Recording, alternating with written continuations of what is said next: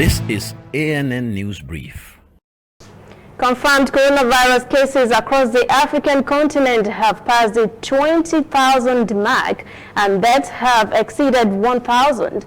These figures were contained in the tracking numbers of the Johnson Hopkins University in the United States. South Africa still has the continent's highest number of confirmed cases with 3,153, followed by Egypt, 3,144. Morocco has more than 2,600 confirmed cases. Algeria reports more than 2,400 cases. The United Nations Economic Commission for Africa, UNECA, says Africa could see more cases once more testing is carried out in the coming weeks. The Commission says even using the best case scenario, COVID-19 deaths on the continent could reach 300,000 this year. A report released on Friday shows under the worst-case scenario, Africa could still record nearly 3.5 million COVID-19 deaths and more than 1 billion infections if there were no interventions against the virus.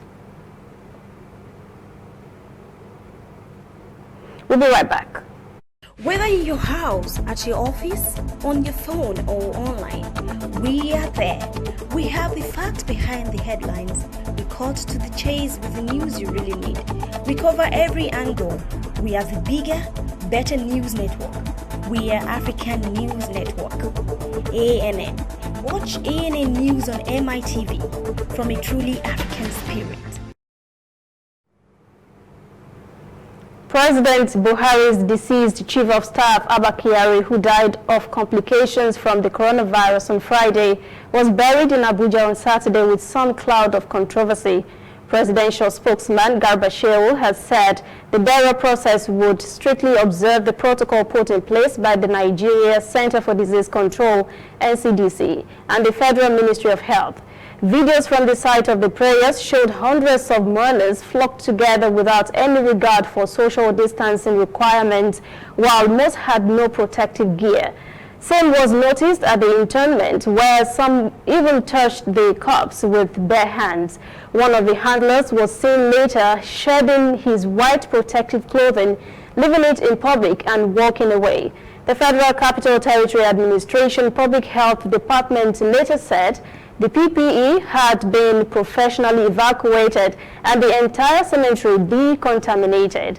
It also said all participants at the burial who were not properly kitted, including the men who dumped the PPE in public, have been identified and are being isolated for necessary tests to ensure they do not infect anyone. That is ANN News Brief at 10. For details on these and other breaking stories, visit our website, annafrica.news.